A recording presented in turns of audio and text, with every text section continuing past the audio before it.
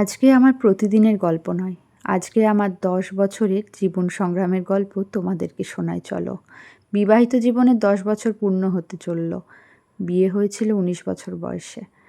বিয়ে যখন হয় তখন গ্র্যাজুয়েশন করছি, পড়াশোনা করছি। তো কিভাবে বিয়েটা হয়েছিল সেটা না হয় অন্য একদিন বলবো। বিয়ের পরে পড়াশোনার সাথে সাথে আমাকে সংসারের হালটাও ধরতে হয়েছিল। যখন আমার বিয়ে হয় তখন শাশুড়িমা একটু অসুস্থ ছিল, একটা অপারেশন হয়েছিল, যে কারণে উনি বেড রেস্টে থাকতেন আর আমাকে সবটা করতে হতো। ওনার হুকুম অনুযায়ী সারাটা দিন আমি সব কিছু করতাম। তখন কিন্তু কোনো কাজের লোক ছিল না বাড়িতে।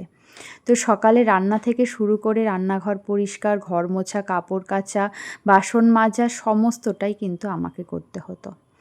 যেহেতু বিয়ের আগে কোনো অভ্যাস ছিল না বাপের বাড়িতে, তাই হঠাৎ করে গিয়ে এই কাজ করতে গিয়ে আমার এতটাই শরীর গা হাত পা ব্যথা হয়ে থাকতো আর সারাটা দিন ভীষণ ক্লান্ত লাগতো। তো মাঝে মধ্যে শরীরটা খারাপ লাগতো। একদিন কি হয়েছিল, বাসন মাজতে মাজতে কলপারে ভীষণ রোদ্দুর। তো অর্ধেক বাসন মাজতে মাজতে শরীর ভীষণ খারাপ লাগছে বলে শুয়ে পড়েছিলাম ঘরে গিয়ে। তো তারপরে যখন আমার হাজবেন্ড আসে তখন তাকে আমি বললাম যে আমার না শরীর ভীষণ দুর্বল হয়ে পড়ছে এত কাজ করতে করতে, আমি পেরে উঠছি না। তখন আমার শাশুড়ি মা বললেন যে আমি নাকি সারাদিন কোনো কাজই করি না, সমস্ত কাজ নাকি উনি করে, আমি নাকি কাজ না করে শুয়ে থাকি সারাদিন। তো এইভাবেই কিন্তু আমার জীবনে অশান্তিটা শুরু হয়েছিল। আমি আগাগোড়াই কোনো মিথ্যে কথা সহ্য করতে পারি না। আমার বিরুদ্ধে যদি কেউ উল্টোপাল্টা মিথ্যে কথা বলে সেটা না আমার একেবারেই সহ্য হয় না, তাই হয়তো অশান্তিটা বেশিই হতো। তো তখন আমি পড়াশোনা করতাম, কিন্তু পড়াশোনাটা আমি কোনো রকমই করেছিলাম, ভীষণ জোর করেই পড়াশোনাটা করেছিলাম। সারাদিন কাজের পর যখন সন্ধেবেলা পড়তে বসতাম তখন কিন্তু নানান রকম খোঁচাকাটা কথা আমাকে শুনতে হতো। তাই কোনো রকম একটুখানি পড়াশোনা করেই আমাকে আবার সংসারের কাজে লেগে পড়তে হতো। শুধু শাশুড়ি না, ননদরাও যখন আসতো তখন তারাও কিন্তু অনেক রকম ছোট বড় কথা শোনাতো। শুনতে খারাপ লাগতো, ভয় লাগতো, তখন আমি ভীষণ ভয় পেতাম। তাই কোনো রকম গ্র্যাজুয়েশনটা পাশ করেছি, ভগবানের কৃপায় আর কি পাশ করে গেছি। গ্র্যাজুয়েশনের পর যখন আমি এমএসসি করব বলে ভাবছিলাম সেই ভাবনাতেই বাধা পড়ে যায়। আমার এমএসসি করার কথা শুনেই বাড়িতে অশান্তি শুরু হয়ে যায়, তাই পড়াশোনাটা ওইটুকুই ইতি টেনেছিলাম। আমার মা যখন এই বাড়িতে আসতো তখন মা শুধু অভিযোগ শুনতেই আসতো, একটাই অভিযোগ, আমি সেরকম কোনো কাজ নাকি করিই না, আমি নাকি সবার জামা কাপড় কেচে দিই না। এত সমস্ত কাজ করার পরেও যদি সবার জামা কাপড় একে একে আমাকে কাচতে হয়, আমি কি বেঁচে থাকবো বলো তো? তখন আমি পড়াশোনা করি, বয়স মাত্র ১৯-২০, কী করে পারা যায় বলো তো? তো এত অভিযোগ শুনতে শুনতে না আমার মার আর এই বাড়িতে আসতে ভালো লাগতো না। মা বলতো, না তোদের বাড়ি গেলে তো খালি তোর অভিযোগই শুনি, আমার যেতে ভালো লাগে না। তো এভাবেই হচ্ছে আমার বাপের বাড়ি, আত্মীয় স্বজন সকলেরই এই বাড়িতে আসা বন্ধ। আসলেও খুব একটা যে ভালো ব্যবহার পাই সেটা নয়, তাই এখন সেরকম কেউ আসেই না। তারপর কয়েক বছর চলে যাওয়ার পর আমি ভাবলাম একটা ইংলিশ মিডিয়াম স্কুলে জব করা যাক।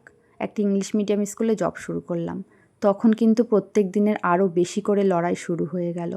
প্রত্যেকটা দিন বাড়িতে অশান্তি শুরু হয়ে গেল। তখন ভাবতে লাগলাম কি করে আমি চাকরিটা করব এরকম অশান্তি করলে। তো কয়েক মাস এই অশান্তি মাথায় কাজকর্ম করলাম। সকালে সমস্ত রান্নাবান্না করে থুয়ে আমি স্কুলে যেতাম, তবুও অশান্তি হতো। তাই আর পেরে উঠলাম না অশান্তির সাথে। মানসিক অশান্তি নিয়ে আমি না বেঁচে থাকতে একদমই পারি না, তাই স্কুলটা কয়েক মাস পরেই ছেড়ে দিলাম। এরপরে চাকরির পরীক্ষার জন্য পড়া শুরু করলাম। তো যথারীতি সেই একই অশান্তি। তখন কিন্তু সংসারের কাজ সবই করতাম, শুধু ওই পড়তে যেতাম মাঝে মধ্যে, ওইটুকুই। কিন্তু অশান্তি হবেই, আমি যাই করি না কেন অশান্তি হবে। তাই সেই সমস্ত কিছু ত্যাগ করলাম, শুধু সংসারে ঢুকে গেলাম। শুধু সংসারে ঢোকার পরও দেখলাম যে আমি আর কোনো কিছু বাইরের কিছু করছি না, তবুও দেখছি অশান্তি হচ্ছে, সব কিছুতে খুঁত ধরা হচ্ছে। তো আমার জীবনটা সত্যি কথা বলতে অশান্তিতে পরিপূর্ণ হয়ে গেছিল। অনেকবার ভেবেছি ছেড়ে চলে যাব, কিন্তু পারিনি, জানো তো। এরপরে আসলো আমার জীবনে আর একটা অধ্যায়। আমি কনসিভ করছিলাম না, আর তার কারণ হচ্ছে আমার হাজব্যান্ডের একটু সমস্যা ছিল, যেই কারণে কনসিভ করতে পারছিলাম না। তো সেই জন্যও কিন্তু আমাকে অনেক কথা শুনতে হয়েছে, জানার আগে এবং জানার পরেও এটা শুনতে হয়েছে হয়তো আমারই সমস্যা, এরকম ছোট বড় কথা কিন্তু আমাকে শুনতে হয়েছে। আইভিএফের মতো একটা কঠিন ট্রিটমেন্টের সাথে লড়ে আমি আমার মেয়েকে এই পৃথিবীতে এনেছি। সেটা একটা বড় জার্নি। আর এই জার্নিটা আজকে বললে শেষ হবে না বলা। এই জার্নিটা একদিন তোমাদের সাথে না হয় শেয়ার করব, কতটা কঠিন ছিল আমার জন্য এই জার্নিটা। তবুও আমি এই জার্নিটা লড়েছি। শরীরের ওপর দিয়ে অনেক ঝড় গেছে, তবুও আমি আমার মেয়েকে পৃথিবীতে এনেছি। আমার মেয়ের জন্মের পরও অনেক কিছু আমাকে সহ্য করতে হয়েছে। আমার মেয়ের জন্মের পর আমাকে মাতৃত্ব নিয়ে আঘাত করা হয়েছে। আমার ব্রেস্ট ফিডিং করতে পারতো না মেয়েটা, জন্মের পর ব্রেস্ট মিল্ক পেতো না বলে সেটা নিয়েও অনেক কথা শুনতে হয়েছে, অনেক অশান্তি হয়েছে। আমার মেয়ে যখন একদম ছোট, কান্নাকাটি করলে আমি ব্রেস্ট ফিডিং করাতে চাইলে আমার কাছ থেকে আমার মেয়েকে সরিয়ে নিয়ে যাওয়া হতো। মেয়েটা খুব কান্নাকাটি করতো, এই নিয়েও অনেক অশান্তি হয়েছে। তখন আমার মা অসুস্থ হয়ে যায় বলে আমি বাপের বাড়ি আর থাকতে পারিনি, এখানেই আমাকে থাকতে হয়েছিল। দিনের পর দিন বাচ্চাটাকে নিয়ে যে কত কষ্ট করেছি সে শুধু আমি। নানান রকম অশান্তির মধ্যে দিয়েই মেয়ের বয়স দেখতে দেখতে 1 বছর হয়ে গেল। এখন আমি পুরোপুরি হাউসওয়াইফ, নিজের জন্য কোনো কিছু তো করিই না, শুধুমাত্র মেয়ের যত্ন নিই আর এই যে সংসারের কাজকর্ম। তবু কিন্তু অশান্তি থামেনি। আমি বাইরে যাই না, আমি ঘরের মধ্যে 24টা ঘন্টা এই 4 দেওয়ালের মধ্যে আবদ্ধ রয়েছি, তবুও কিন্তু অশান্তি শেষ হয়নি। কারণ আমার সব কাজেই খুঁত ধরতে হয়, কারণ আমার কোনো কাজই ভালো লাগে না। সেই জন্য এমনও অনেক রাত গেছে যে আমার সারা রাত কাঁদতে কাঁদতেই কেটেছে। এমন অনেক দিন গেছে যে ডিপ্রেসড হয়ে আমি সুইসাইড করার কথাও ভেবেছি। যখন আমি কনসিভ করি তখন আইভিএফ করতে হয়েছিল বলে আমাকে বেড রেস্টে থাকতে হতো। তো কনসিভ করার পর এই বাড়িতে 1 মাস ছিলাম।